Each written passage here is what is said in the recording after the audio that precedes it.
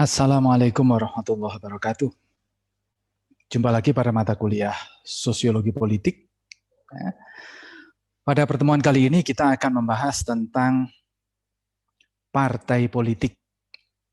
Partai politik adalah salah satu makhluk paling penting di dalam diskusi tentang politik modern, karena partai politik memiliki fungsi yang sangat fundamental di dalam kehidupan politik modern, baik politik yang demokrasi maupun demokrasi sungguhan, demokrasi semu, demokrasi palsu, itu semua membutuhkan partai politik sebagai sebuah alat berpolitik. Jadi bisa dikatakan sudah sangat jarang ya negara yang tidak memiliki partai politik. Ya, tinggal negara-negara monarki absolut seperti Arab Saudi atau mana tetangga kecil kita ini Brunei, ya itu adalah negara-negara di mana kekuasaan dipegang oleh satu keluarga dan tidak ada partai politik. Ya, karena fungsi partai politik nanti akan mengarah pada bentuk demokrasi, baik yang sungguhan maupun tidak terlalu sungguhan. Ya. Oleh karena itu, mari kita lihat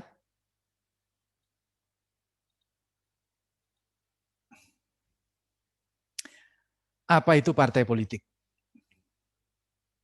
Ya, partai. Ya, kalau dalam bahasa Inggris party itu bisa berarti pesta, bisa berarti kalau dalam istilah konteks politik ya dia mengacu kepada partai politik. Jadi kalau kita bicara partai, itu artinya adalah partai politik. Apa itu partai politik? Yang pertama, para ilmuwan politik menegaskan bahwa pengertian paling dasar dari partai politik adalah ia merupakan organisasi. Ya, organisasi. Artinya partai politik itu bukan hanya serombongan orang dan bukan perusahaan. Ya, perusahaan itu juga sebenarnya merupakan bentuk organisasi, tetapi organisasi yang berbeda. Kalau partai politik ini sifatnya organisasi umum, artinya dia terorganisir, ada bentuk formal, ada kepengurusan, ada program, dan biasanya membutuhkan terdaftar secara resmi di negara yang bersangkutan, negara di mana partai tersebut berada. Jadi kalau di Indonesia, partai politik harus didaftarkan ke Kemenkumham, harus punya status legal untuk bisa memainkan fungsi sebagai partai politik yang sebenarnya. Ya meskipun orang bisa saja membuat organisasi bernama partai politik, tapi tidak didaftarkan ke Kemenkumham, ya bisa saja itu namanya partai politik, tetapi bukan partai politik sungguhan. Artinya tidak bisa memainkan peran-peran yang seharusnya dimainkan oleh partai politik. Ya, jadi poin pertama dan yang paling utama, organisasi partai politik adalah sebuah organisasi. Yang tentu saja adalah organisasi politik yang fungsinya, nah ini fungsi dasar yang pertama adalah menampung aspirasi publik. Aspirasi publik itu apa? Nah, dalam kajian ilmu politik kita mengenal ada istilah cleavage. Cleavage itu apa? Cleavage itu adalah pengelompokan sosial yang punya signifikansi politik. Pengelompokan sosial yang punya relevansi politik atau pengelompokan sosial yang punya kekuatan politik. Dari satu masyarakat ke masyarakat yang lain berbeda, dari satu suku ke suku lain, dari satu negara ke negara lain yang berbeda-beda juga. Ada beberapa negara yang paling umum kalau kita lihat di barat, ya. Yang pertama, cleavage ini berbasis kelas sosial. Jadi ada kelompok kaya, kelompok miskin. Nah, nanti partainya berbeda-beda. Kelompok kaya biasanya partainya partai liberal. Nah, kita ingat kemarin ideologi. ideologi yang mementingkan kebebasan dan kelompok kaya adalah ideologi liberal atau ideologi kapitalis. Orang-orang kaya akan menyalurkan aspirasinya melalui partai liberal, ya, yang orientasinya adalah perdagangan internasional, peraturan-peraturan yang menjamin kebebasan, kebebasan berpendapat, kebebasan berorganisasi, kebebasan berbisnis, dan lain-lain. Nah, sementara kelompok buruh ya pasti akan mendorong terbentuknya partai buruh yang berorientasi kepada hak-hak kelompok tidak mampu, ya, jaminan sosial, lalu standar gaji minimal yang relatif tinggi, jaminan-jaminan yang lain ketika seseorang di PHK dan lain-lain. Lalu ada kelompok menengah biasanya secara umum menengah tapi bisa menengah ke atas, menengah ke bawah, itu adalah kelompok agama.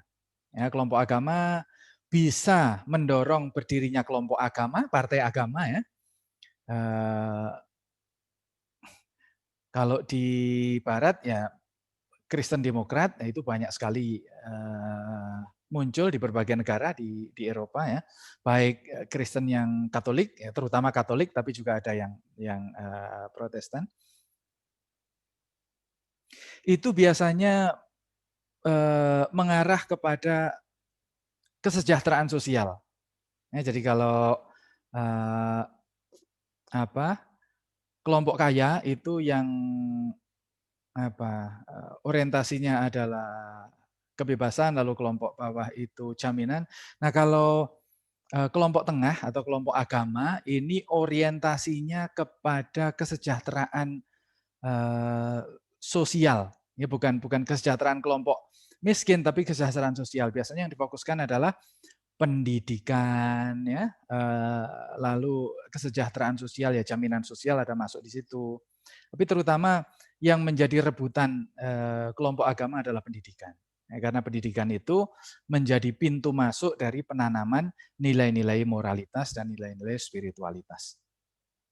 Karena banyak di negara-negara Barat identitas agama itu tidak boleh masuk ke ruang pendidikan. Pendidikan itu adalah murni tanpa identitas primordial, identitas suku, identitas agama, identitas apalagi ideologi itu tidak boleh masuk ke ruang pendidikan. Oleh karena itu kelompok-kelompok agama biasanya mendorong supaya pendidikan ini bisa terbuka untuk keagamaan. Ya. Jadi pengertian pertama, partai politik adalah organisasi untuk menampung aspirasi publik. Ya. Artinya apa? Biasanya konsekuensinya adalah jumlah partai politik di sebuah negara itu secara umum menggambarkan pilahan-pilahan politik atau pengelompokan politik yang ada di masyarakat. Nah, kalau di Barat tadi itu ada kelompok elit ekonomi, kelompok kaya, lalu ada kelompok buruh yang masing-masing punya partai sendiri, lalu kelompok agama. Ya, rata-rata 3 itu. Kalau di beberapa negara seperti di Indonesia, ya Indonesia itu sebenarnya pilihan cleavage-nya itu dulu ada cleavage ekonomi ya ketika Orde Lama ada partai PKI yang memperjuangkan kelas buruh. Ada partai agama yang memperjuangkan kelas menengah, lalu ada partai nasionalis yang biasanya mewakili kelompok mapan ya, kelompok priayi. Tetapi pasca Orde Baru kemudian itu dihilangkan, cleavage itu dilarang ya. Kemudian semua partai berorientasi pembangunan. Tetapi masih ada kelompok-kelompok kalau di Indonesia ya pilihannya antara kelompok Islam dan kelompok nasionalis.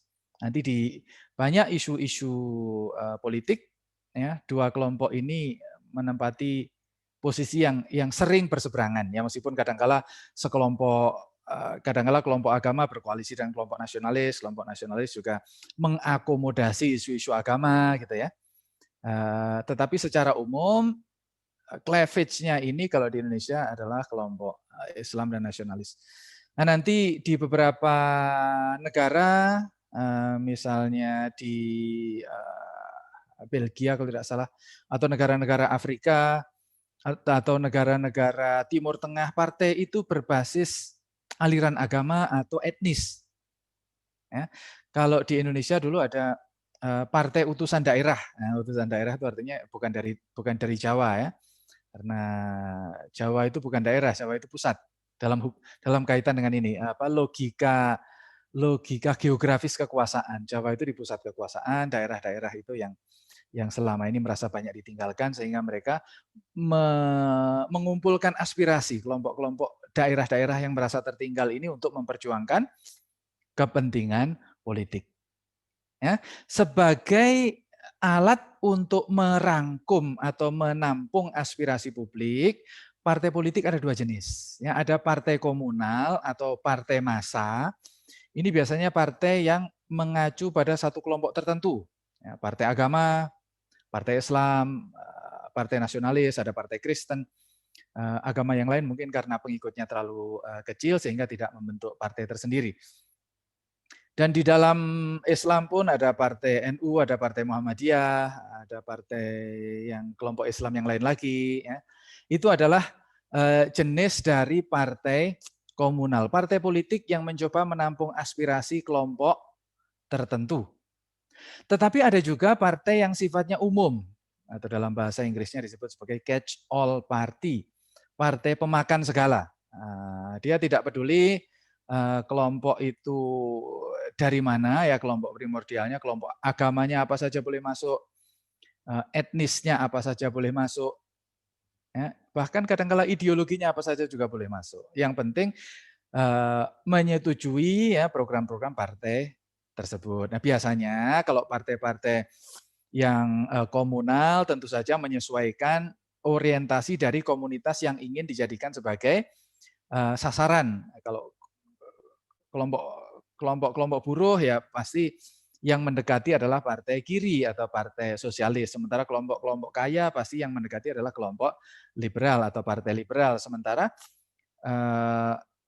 dengan orientasi yang berbeda-beda. Sementara partai umum ini atau catch all party itu basisnya atau tawarannya sangat sederhana, sangat umum biasanya supaya semua orang bisa masuk. Keamanan ya, artinya kalau keamanan itu bukan hanya terbebas dari ancaman fisik ya.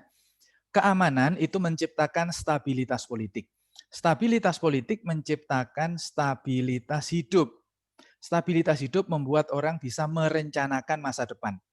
Kemampuan merencanakan masa depan membuat orang lebih tenang hidupnya.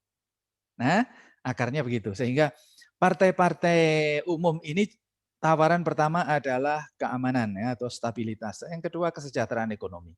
Ya, apapun agamamu, apapun etnismu, apapun sukumu, dimanapun rumahmu, orang hidup itu pasti membutuhkan kebutuhan paling mendasar yaitu kesejahteraan ekonomi. Ya, sehingga partai umum ini tidak menawarkan kebijakan-kebijakan atau program-program spesifik, melainkan program-program umum. Ya, partai seperti Golkar itu adalah partai yang non denominatif, ya. tidak masuk aliran tertentu, ya, partai umum, semua orang boleh masuk. Nanti ada partai-partai yang lain yang sejenis itu ya. Di Indonesia Demokrat itu adalah contoh partai yang tidak mengidentifikasi diri sebagai partai kelompok tertentu. Tapi kalau PDIP itu lebih kentara ya, meskipun dia partai nasionalis tapi berorientasi pada nasionalis ya, kelompok pengikut Soekarno. Soekarnois nasionalis. Ada juga sosialis masuk juga di situ. Ya.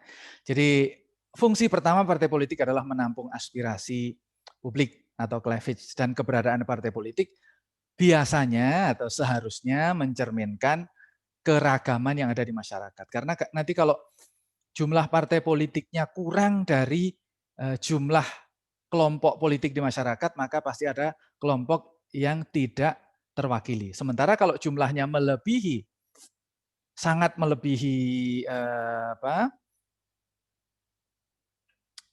jumlah kelompok yang ada di masyarakat, maka itu akan terjadi kanibalisme nantinya. Sama seperti dulu setelah reformasi ya, begitu runtuhnya Orde Baru, masuk reformasi itu partai politiknya ada seratusan lebih yang terbentuk dan terdaftar. Ya, meskipun yang lolos ke pemilu hitungan puluhan, 39 atau berapa. Itu sangat banyak. Ya, itu melebihi jumlah keragaman yang ada di masyarakat. Akhirnya yang lolos hanya belasan saja. Dan belasan itu partai-partai yang ideologinya sama akhirnya saling memangsa. Kelompok nasionalis yang tumpang tindih, yang tidak bisa membuat perbedaan, ya akhirnya akan hilang, ditelan oleh yang lebih besar atau dimangsa oleh yang programnya lebih baik. Demikian juga Partai Islam. Dulunya banyak sekali, tapi akhirnya mengerucut, ya, yang labelnya Muhammadiyah masuk ke Partai Muhammadiyah, yang labelnya NU akhirnya bergabung ke Partai NU, dan yang tidak itu nanti masuk ke Partai Islam yang lain lagi, ya.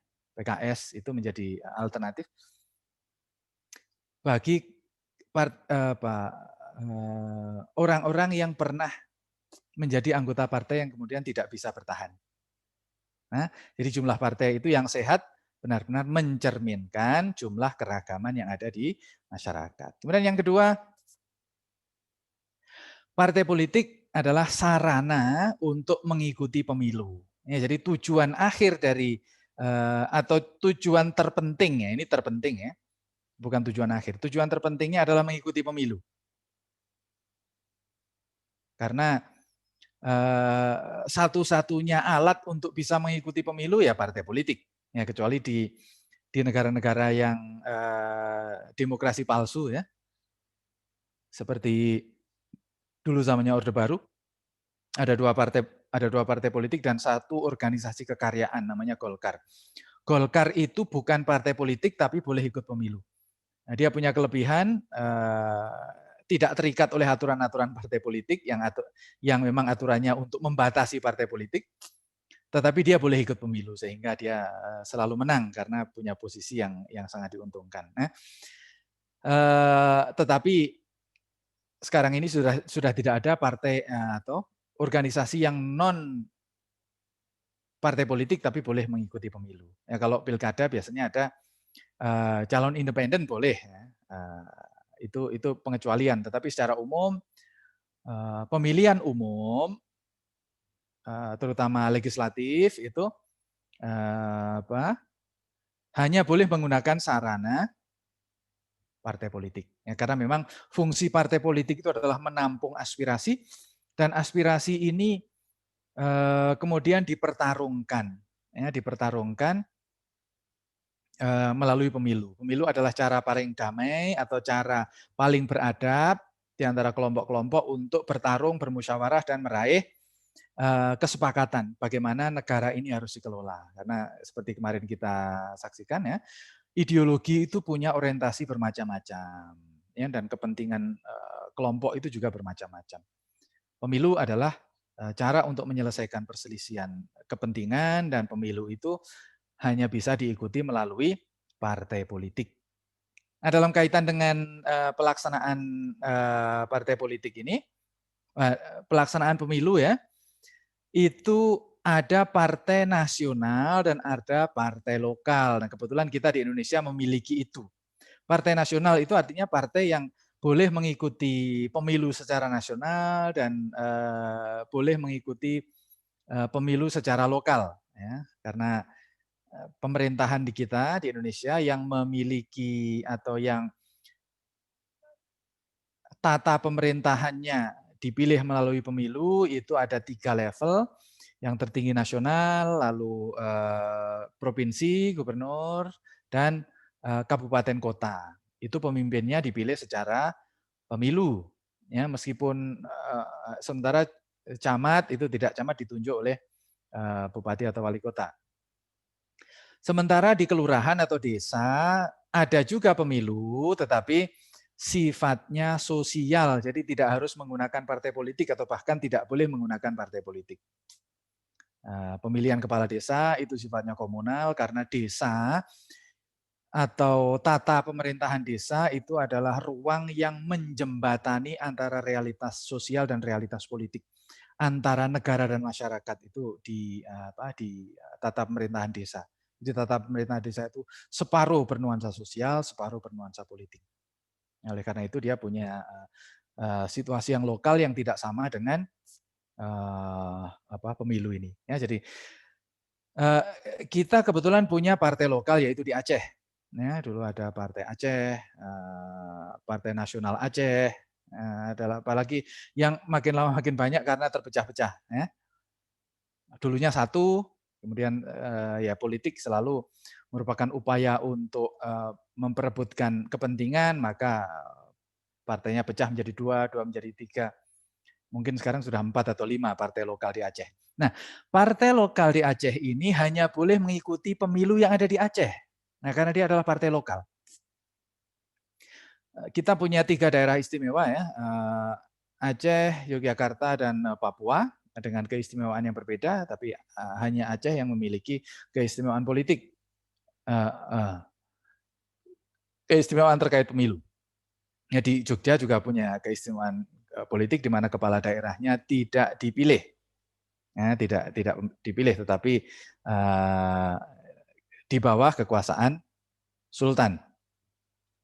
Ya. Jadi partai politik fungsi yang kedua adalah sarana untuk mengikuti pemilu, ya. Dalam konteks ini partai politik ada yang partai nasional, ada yang partai lokal. Ya. Dan yang ketiga, ya, partai politik, nah ini tujuan akhir ya, kalau ini tujuan yang terpenting dari pemilu, semua energi partai politik itu akan dicurahkan untuk memenangkan pemilu atau meraih suara yang sebesar-besarnya di dalam pemilu. Apa itu pemilu? Kita bahas pada pertemuan-pertemuan berikutnya ya. Sementara tujuan akhir dari partai politik adalah upaya untuk membentuk kekuasaan atau membentuk pemerintahan. Ya.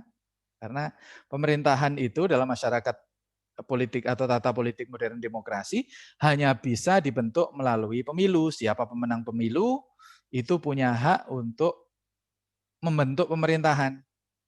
Kalau dia menangnya itu menang mutlak, maka dia bisa membentuk pemerintahan secara mandiri. Ya, kalau dia memang benar-benar menang lebih dari 50%, itu dia bisa membentuk pemerintahan sendiri. Seperti di Amerika, Inggris, Australia, yang jumlah partainya sedikit. Ya, kalau partai sedikit tentu dia menangnya banyak sekali. Tapi di negara seperti Indonesia, di mana partai itu jumlahnya banyak, sehingga pemenang nggak ada pemenang pemilu. Pemenang dalam arti yang sebenarnya itu tidak ada. Yang ada adalah partai peraih suara terbanyak. Ya, kita tahu suara terbanyak partai politik di Indonesia itu tidak pernah mencapai 40%. Ya, tidak pernah mencapai 40%. Bisa 30%. Ya, kalau di level nasional ya, kecuali kalau Golkar dulu ya. Golkar itu paling minim itu menang 67%, itu minim. Dia pernah maksimal menang 92% kalau tidak salah. Atau 93%. Ya. Jadi ya kalau zaman itu orang menang bisa habis-habisan. Tapi kalau sekarang partai politik itu ya hanya menang 11% itu sudah luar biasa. Partai Islam itu partai berbasis orang Islam ya, saya ingat saya itu hanya 12%. Paling tinggi pada waktu itu PKB ya, zamannya Gus Dur. Setelah itu sudah nyaris tidak ada lagi. Semuanya di bawah 10%. Nah, bagaimana ketika pemilu itu tidak ada yang menang mutlak, maka partai pemenang pemilu atau partai yang memiliki suara paling banyak berhak membentuk pemerintahan. Kalau dia berani sendiri, dia akan sendiri, tetapi kalau jumlahnya sedikit tentu tidak berani. Karena jumlah kelompok oposisi pasti akan sangat banyak. Kalau kelompok oposisi banyak, program dia bisa diprotes terus. Ya, nggak ada yang lolos. Nah, oleh karena itu biasanya akan membangun koalisi. Apa itu koalisi? Koalisi adalah kerjasama untuk membentuk pemerintahan dari partai politik yang berbeda. Nah, koalisi ini memiliki 3 rumus. Ya, koalisi secara umum, ada koalisi maksimum. Nah, ini yang disukai oleh pemerintah Indonesia. Koalisi sebanyak-banyaknya. Mencari anggota siapapun yang mau ikut, itu silahkan ikut. Bahkan bekas lawannya pun direkrut. Nah, kita tahu pesaingnya Presiden Jokowi ketika pemilu adalah Prabowo. Dulu lawan, sekarang Prabowo menjadi bawahan Jokowi ya, menjadi menteri. Partainya Prabowo yang dulu partai oposisi sekarang menjadi partai bagian dari pemerintah. Karena apa? Karena logikanya adalah maksimum untuk mendapatkan dukungan maksimal ketika membuat program-program. Jadi ketika pemerintah saat ini menyusun program undang-undang Omnibus Law ya, diprotes oleh masyarakat tetapi mendapat dukungan kekuatan politik yang maksimal karena anggota koalisi pemerintah itu banyak sekali. Ya, jadi kalau orientasinya dukungan politik, maka koalisi ini biasanya maksimum, mencari teman sebanyak-banyaknya, mencari anggota koalisi sebesar-besarnya. Tetapi orientasi koalisi maksimum ini punya kelemahan. Nah, apa kelemahannya? Semakin banyak teman, semakin sedikit penghasilan atau semakin sedikit pendapatan. Karena apa? Karena hasilnya dibagi banyak orang. Nah, oleh karena itu di dalam rumus koalisi juga ada namanya rumus minimum coalition. Bagaimana koalisi itu seminimal mungkin. Yang penting 50% plus 1. Yang penting sudah menjadi mayoritas. Itu sudah cukup supaya apa? Supaya pendapatan itu dibagi oleh orang sesedikit mungkin. Ya. Kalau nanti anggota koalisinya banyak, menterinya ya dibagi-bagi banyak. Pejabat-pejabat yang lain dibagi banyak orang, akhirnya dapatnya sedikit-sedikit. Tapi kalau anggota koalisi itu minimum, kita hanya misalnya 2 partai saja, ya menteri, pejabat-pejabat non-kementerian, BUMN itu bisa dibagi cukup dengan 2 partai, sehingga masing-masing dapatnya lebih banyak. Nah, ini adalah orientasi koalisi yang disebut sebagai minimum, prinsip koalisi minimum. Kalau yang ini prinsip koalisi maksimum itu orientasinya adalah dukungan politik. Kalau prinsip koalisi minimum itu orientasinya adalah pendapatan, dan pendapatan itu pendapatan ekonomi. Yang terakhir ada rumus koalisi ideologi. Ya, karena tujuan pemerintahan itu pada akhirnya adalah membuat kebijakan, dan kebijakan itu kembali lagi adalah ini, mengaktualisasikan aspirasi publik. Ya, tadi di depan sudah saya sampaikan bagaimana kelompok-kelompok elit selalu mendorong program-program kebebasan, ya, program liberal, lalu kelompok bawah program-program sosial, kelompok tengah program-program yang juga sosial pendidikan agama, ya, pendidikan dan agama. Nah, rumus yang ketiga, ideologi ini adalah bagaimana membangun koalisi dengan partai yang seideologi. Karena masing-masing partai itu punya program yang berbeda-beda. Kalau sebuah partai berkoalisi dengan partai yang lain yang berbeda ideologi, pasti nanti akan terjadi perkelahian internal di dalam pemerintah. Karena visinya memang berbeda. Ya. Tetapi kalau partainya sama, ideologinya sama, yaitu nanti akan menghasilkan koherensi internal. Secara internal rukun, ya, secara keluar nanti akan bisa lebih kompak. Di Indonesia ini pernah terjadi ya, sekali saya ingat saya. Kalau yang total itu sekali.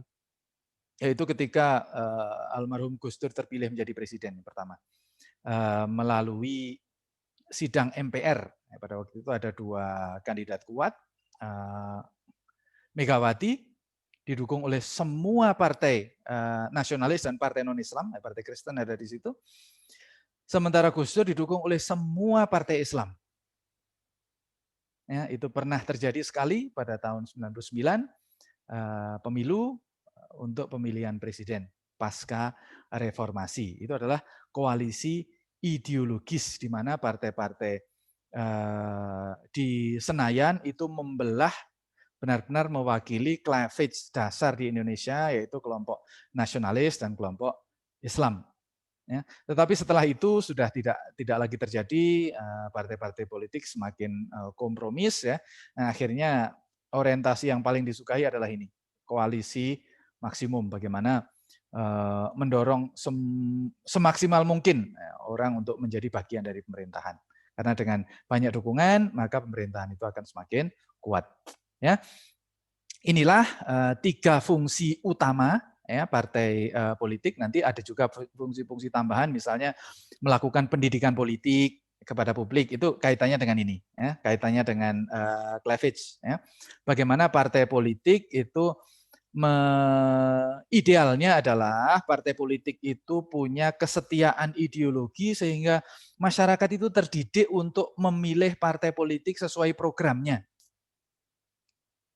Ya, itu idealnya. Tetapi kalau partai politiknya itu tidak berpendidikan, ya partai politiknya tidak punya kesetiaan politik, tidak punya kesetiaan ideologi, partainya apa saja perilakunya sama, ya, ideologinya di Indonesia itu kan kecenderungannya masih begitu.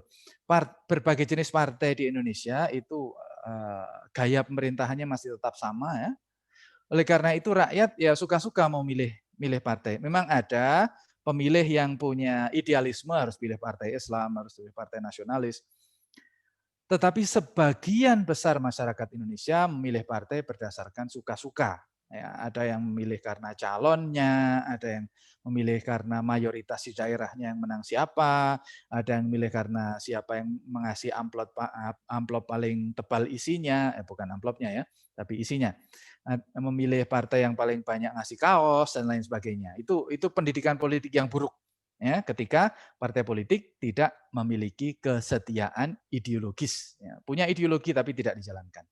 Nah, kalau partai politik punya ideologi dan dijalankan, itu akan menjadi pendidikan politik. Jadi pendidikan politik adalah ketika partai mendidik dirinya sendiri dan kemudian membuat pemilih menjadi lebih cerdas seperti di negara-negara demokrasi modern di mana partai politik itu menjadi warisan ya, dari orang tua ke anak-anaknya, ke anggota keluarga yang lain, karena mereka menganggap partai politik itu benar-benar mewakili kepentingan mereka, mewakili kepentingan keluarga mereka, mewakili kepentingan kelompok mereka.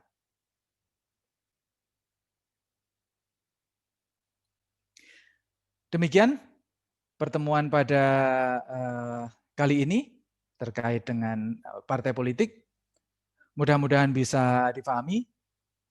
Ketemu lagi pada pertemuan berikutnya. Terima kasih. Assalamualaikum warahmatullahi wabarakatuh.